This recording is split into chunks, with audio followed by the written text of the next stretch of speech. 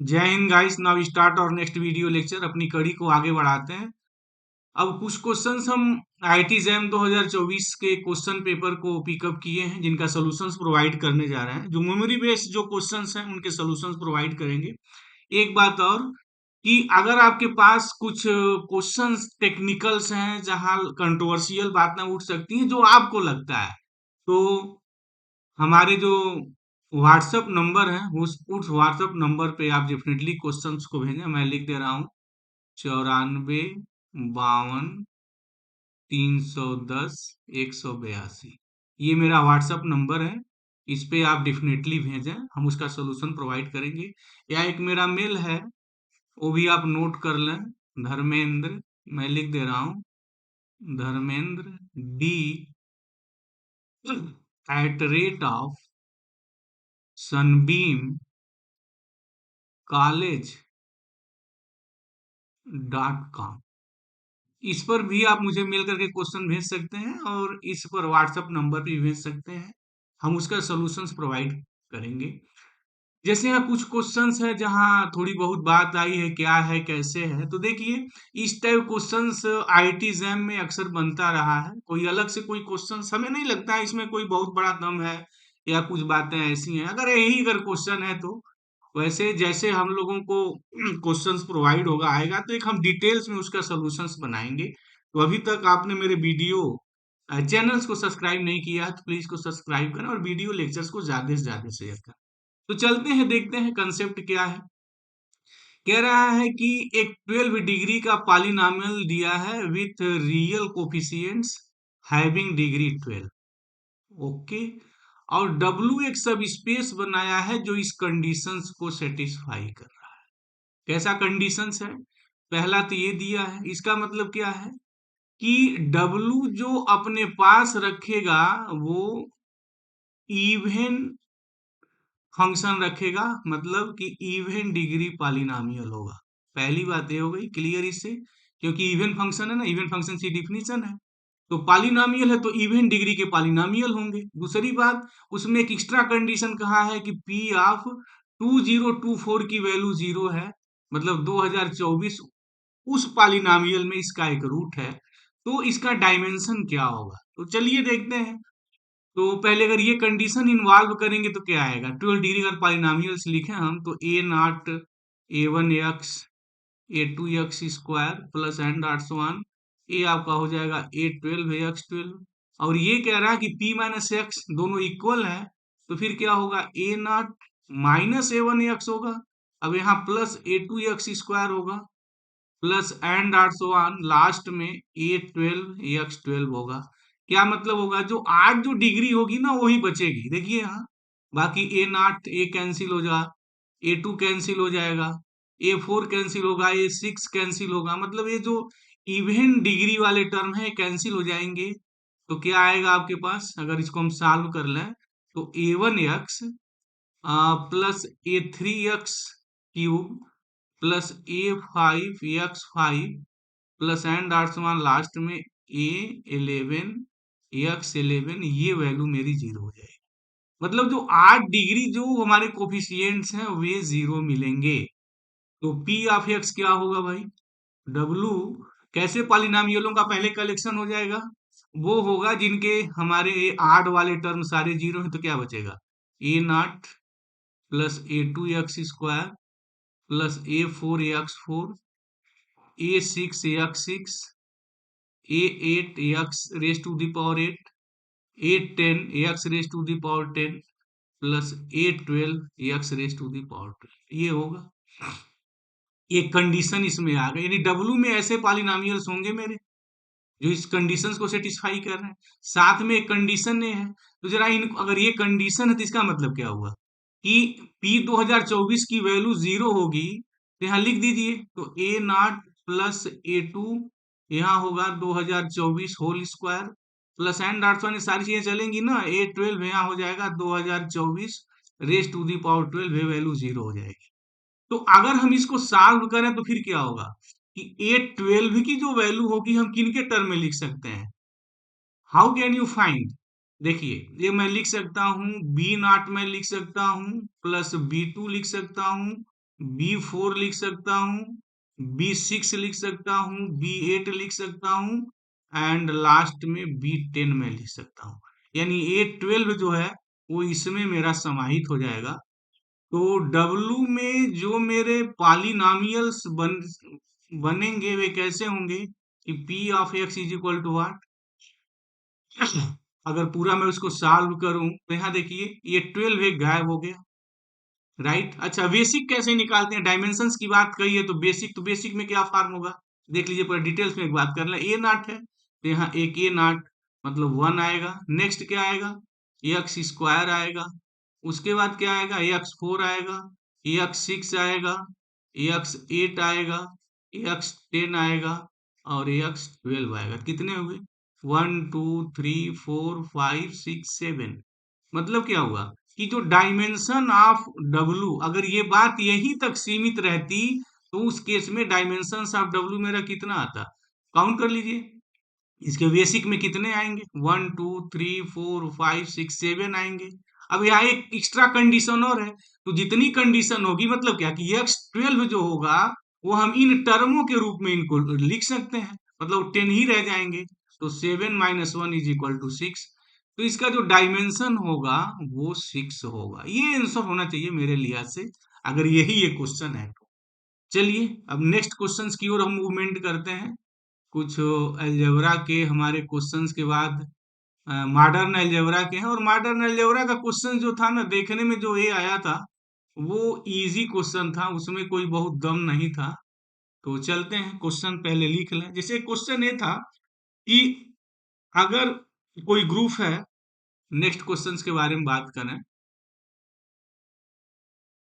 Groups ये लिख ही दे रहे हैं, विच, क्वेश्चन ये है, विच ऑफ द फॉलोइंग, मैं शॉर्टकट में बातें लिख रहा हूं, groups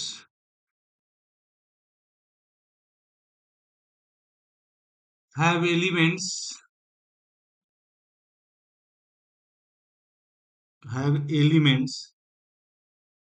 of order 1 2 3 4 and 5 but not greater than or equal to 6। और ग्रुप में हमारा दिया हुआ है कि इसे पहला है S5 सिमेट्रिक ग्रुप पे है, सेकेंड है S6 है, थर्ड है A5 है और 4 है A6 है। अगर ऐसे क्वेश्चन है तो डेफिनेटली ये इजी क्वेश्चन है, इसमें कोई बहुत दम नहीं है। चलिए इसे देखिए कैसे ही निकालते हैं। S5 के जो एलिमेंट्स जो आप निकालेंगे उनके आर्डर कैसे कैसे होंगे, बेस एलिमेंट कैसे बनेंगे, 5 के जो बनेंगे जो आप तोड़ेंगे, एक तो आप कहोगे कि 1 2 3 4 होना चाहिए, तो जो बेस एलिमेंट बनेगा, जैसे देखिए कि वो आइडेंटिटी हो गई, तो ऑलरेडी आइडेंटिटी तो रहनी ही रहनी है, दुनिया का कोई भी ग्रुप बने। टू आर्डर रहना है क्योंकि बेस एक ऐसा 1 2 का बनेगा। अच्छा, 3 का भी होगा, 1 2 3 भी होगा, राइट। 5 भी आएंगे, 1 2 3 4 5 बना लेंगे, इनके जो आर्डर होंगे वो 5 होंगे, नेचुरल सी बात है। अच्छा, बट इसमें 1 2 और ये 3 4 5 ऐसे भी बेस एलिमेंट बनेंगे, इसका आर्डर मेरा 6 हो जाएगा, और यहाँ कहा है कि 6 नहीं होना चाहिए, तो फिर ये कैंसिल हो जाएगा। अच्छा, अब S6 है तो S6 में अगर S6 लिखा है तो इसमें तो ऑलरेडी भाई 6 आर्डर का एलिमेंट तो एक ही हुई, 1 2 3 4 5 6, इसी का ऑर्डर 6 हो जाएगा, तो ये तो देखते ही कैंसिल हो जाएगा, राइट। अब बात बची A5 और A6 की। तो A5 में अगर देखा जाए तो हमारे सब इवन परमुटेशंस होते हैं। अब ये देखिए, ये हमारा जो है परमुटेशंस आड है, ये भी आड परमुटेशन है, और इनका प्रोडक्ट जो होता है तो इवन होता है। मतलब क्या हो गया कि ये A5 का एलिमेंट्स है, और अभी हमने निकाला कि आर्डर ऑफ 1 2 और 3 4 5 का जो होगा वो हमारा 6 होगा, इसका आर्डर 2 होगा, इसका आर्डर 3 होगा। डिसजॉइंट साइकिल है तो एलसीएम 2 3 का लिखेंगे, 6 आएगा। पता है आर्डर कैसे निकाले जाते हैं, तो इसका भी आर्डर 6 हो जाएगा। तो डेफिनेटली A6 ऐसा होगा। एक ही ऑप्शन बचा है तो मारना ही पड़ेगा, अगर पूछा है कि है या नहीं, तो A6 this is the right one. तो ये सही होगा इसका, A6 हियर। तो अगर ये क्वेश्चन है तो ऐसा क्वेश्चन तो हम समझते हैं कि एक तैयारी करने वाले स्टूडेंट के लिए कोई बहुत बड़ी चीज नहीं है। लग लग ही रहा था, जैसी बातें हो रही थी कि मॉडर्न अलजेब्रा का जो क्वेश्चन था ना, वो रिजल्ट बेस पे तुरंत था, डायरेक्ट था। अब जैसे क्वेश्चन नेक्स्ट है, अगर नेक्स्ट क्वेश्चन की थोड़ा हम यहाँ बात कर लें, कि ये ग्रुप दिया है, ग्रुप है जिसका आर्डर 39 है, तो नंबर ऑफ शायद सब ग्रुप्स के बारे में बात की गई है कि कितने सब ग्रुप्स होंगे। तो फिर ये देखिए, आर्डर ऑफ जी अगर यही है, तो 39 कितने सब ग्रुप बनेंगे, तो ये हो गया 3 into 13 हमारा हो गया, राइट। अच्छा, अब इसमें बात होगी कि हमारा अबेलियन है नॉन अबेलियन है, तो एक रिजल्ट है ना कि आर्डर ऑफ जी अगर पी क्यू हो, पी इंटू क्यू, और P does not divides Q minus one, जहाँ पी लेस देन क्यू है, तो फिर ये ग्रुप मेरा जो होता है वो साइक्लिक होता है। एक बड़ा जबरदस्त रिजल्ट है ये। अगर पी क्यू माइनस वन को डिवाइड करता है एंड जी अबेलियन है, ये भी रिजल्ट है, साथ साथ ध्यान दीजिए, तो फिर जी मस्ट बी साइक्लिक, ये मस्ट भी साइक्लिक हो जाता है, ऐसा हो जाता है। तो फिर होगा क्या, आप जैसे यहाँ देखिए, पी थ्री डिवाइड्स 13 - 1, तो फिर तो ये बात कैंसिल हो गई, जी साइक्लिक होगा हम दावा नहीं कर सकते हैं। मतलब जी साइक्लिक नहीं भी हो सकता है, मतलब जी, ठीक है। दूसरी बात यहाँ ये है कि ये 13 - 1 को डिवाइड करता है, तो अगर जी अबेलियन हुआ तो मस्ट भी साइक्लिक हो जाएगा, इसको साइक्लिक होना ही पड़ेगा। लेकिन अगर ये इसको, अगर ये अबेलियन नहीं है, तो फिर ये हमारा साइक्लिक नहीं होगा। तो उस स्टेज में अगर ये साइक्लिक हुआ तो कितने सब ग्रुप बनेंगे जो इसके डिवाइजर होंगे, एक आर्डर 1 होगा, 3 होगा, और 13 होगा, और 39 हो जाएगा, साइक्लिक होने पर ये मेरे होंगे। लेकिन अगर ये अबेलियन अगर ग्रुप अगर हो गया, राइट, अगर अबेलियन नहीं है तो फिर क्या होना है, देखिए, एक तो हो जाएगा 13 SSG, जो आर्डर ऑफ एच निकालेंगे वो तो यही हो जाएगा, यूनिक होगा तो ये नॉर्मल होगा बाई सीलो थ्योरम। और एक 1 + 3 के डिवाइड्स अगर 13 को करता है, तो के की वैल्यू क्या क्या होगी, एक 0 होगी और एक 4 होगी। तो order of K1, order of K2, order of K3 and one कितने होंगे, 12 ना, आर्डर ऑफ K12 13, 13 तक होंगे, ये इनके आर्डर 13 होंगे। मतलब 13 आर्डर के जो मेरे सब ग्रुप बनेंगे, वो कितने बनेंगे, 13 बनेंगे। और 13 आर्डर का तो यूनिक बनेगा, 13 आर्डर का हमारा एक ही होगा, राइट। नहीं, ये आर्डर ऑफ केवन, सॉरी, ये 3 आर्डर्स के होंगे, सॉरी सॉरी, ये जो इनका आर्डर जो होगा, ये 13 नहीं होगा, ये इनके आर्डर 3 होंगे, क्योंकि 1 + 3 के जो 3 SSG जो मेरी है, उनकी संख्या जो होगी वो 13 हो जाएगी, कुल 13 हो जाएंगे। तो 13 सब ग्रुप ए हो गए, एक आइडेंटिटी 14 हो गई, और एक 39 खुद ही बनेगा, तो 15 हो जाएगा। तो अगर ये आर्डर ऑफ G39 पे अगर क्वेश्चंस बना है, तो मुझे नहीं लगता इस क्वेश्चंस में कोई बहुत दम है। तो ये क्वेश्चन भी इजी वे में टैकल किया जा सकता है, रिजल्ट बेस्ड क्वेश्चन था ये। तो जब अगर रिजल्ट बेस्ड अगर क्वेश्चंस बने हैं, तो you have no any problem. अच्छा, शायद एक यहाँ और भी था, कि जैसे क्वेश्चन और है कि ग्रुप्स दिए हुए हैं, ग्रुप्स ये हैं हमारे, U8 बड़े फेमस ग्रुप हैं ये, U12 है, U10 है। इसमें से पूछा है कि किन ग्रुपों के बीच में शायद आइसोमॉर्फिज्म है, आइसोमॉर्फिज्म बनेगा। तो फिर ये देखिए, जैसे U8 है हमारा, तो एक रिजल्ट ही है, अगर U p⁻n है, तो कैसे निकालते हैं, Z p⁻n माइनस p⁻n, एक बात एक ये हो जाती है, जहां p की वैल्यू हमारी greater than or equal to 3 है और p प्राइम है, राइट, एक रिजल्ट है इसमें। नेक्स्ट रिजल्ट है U 2 अगर n है, अगर ऐसा है, तो किसके आइसोमॉर्फिक होगा, Z2 क्रॉस Z2 n-2, ये होता है, बड़े फेमस रिजल्ट्स हैं ये। और देख लीजिए, हाँ, U अगर 8 है, तो फिर U हो गया हमारा 2⁻³ ये आइसोमॉर्फिक किसके बनेगा, एक Z2 हो जाएगा, क्रॉस 3 - 1 करेंगे Z2, ये हो गया। और ये तो अबेलियन होता है आपका, राइट। फोर ऑर्डर का एबिलियन ग्रुप है। और यू अगर आप 10 देखते हैं, यू 12 देखते हैं, तो एक रिजल्ट और होता है ना, यू एम एन, जो हम लिखते हैं यूएम और यूएन। अगर जीसीडी यूएमएन के बीच में 1 है, एक भी जबरदस्त रिजल्ट है।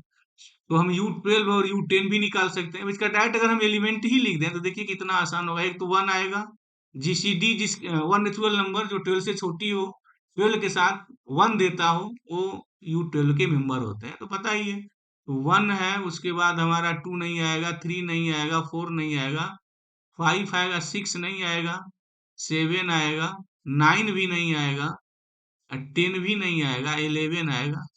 ये हो गया हमारा। अच्छा, इसका भी ऑर्डर हमारा 4 ही है।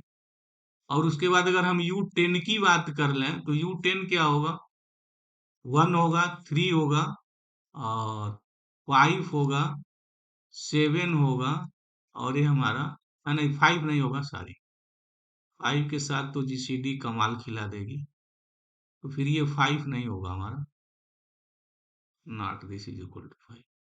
तो 1 3 7 और यहाँ 9 होंगे, ये होंगे। और ये हमारा 4 हो गया, राइट, दिस इज द 4। इनका भी ऑर्डर 4 है। लेकिन यह सबसे बड़ी एक खासियत ये है कि ये जो मेरे ग्रुप जो बनेंगे, ये जो ग्रुप है और ये जो ग्रुप है, ये नॉन साइक्लिक है, लेकिन ये जो मेरा ग्रुप बनता है, दिस इज द साइक्लिक। और आइसोमॉर्फिज्म होने के लिए दो ग्रुपों के बीच में आइसोमॉर्फिज्म तभी होगी जब दोनों ग्रुपों का कैरेक्टर एक होना चाहिए। एक तो होता है ना कि ऑर्डर ऑफ एफ ऑफ ए, ये बड़ा जबरदस्त रिजल्ट से बनाए जाते हैं कि वो उनके ऑर्डर प्रिजर्व करते हैं। ऑर्डर सेम हो, नंबर ऑफ एलिमेंट अगर सेम है, तो डेफिनेटली वो आइसोमॉर्फिज्म होता है। तो अगर कोई साइक्लिक ग्रुप आइसोमॉर्फिज्म हो रहा है और नॉन साइक्लिक अबेलियन ग्रुप है, तो ऐसा संभव नहीं है। दो अबेलियन ग्रुपों के बीच में आइसोमॉर्फिज्म तभी होगी जब दोनों नंबर्स ऑफ द एलिमेंट के ऑर्डर सेम हो। और एक अबेलियन और एक साइक्लिक ग्रुप के बीच में आइसोमॉर्फिज्म नहीं होती। अबेलियन का मतलब कि ये नॉन साइक्लिक अबेलियन ग्रुप है, ये मतलब है।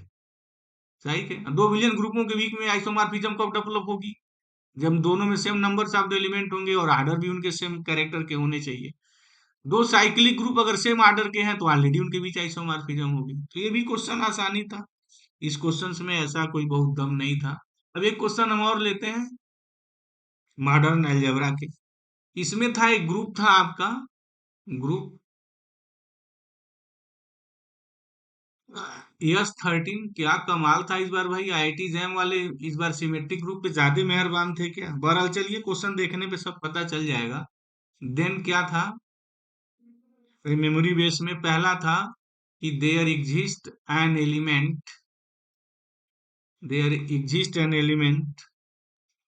Of order 16।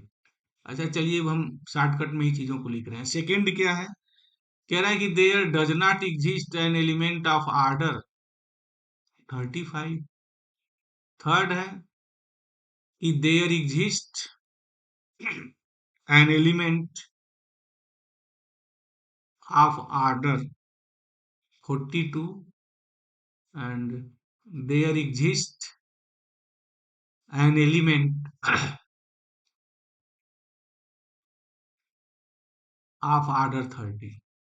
अब देखिए यहाँ 13 के हैं तो कैसे बनाते हैं, सिंपली बेस बना लेते हैं। ये 60 का होगा कि नहीं, 60 मतलब देयर एग्जिस्ट एन एलिमेंट। यहाँ देखिए ऑर्डर ऑफ ये 13 तो सबसे इजीली मिल जाएगा ना, क्योंकि यस 13 में जो ऑर्डर ऑफ यस 13 होगा वो फैक्टोरियल 13 होगा, और 13 इंटू फैक्टोरियल 12।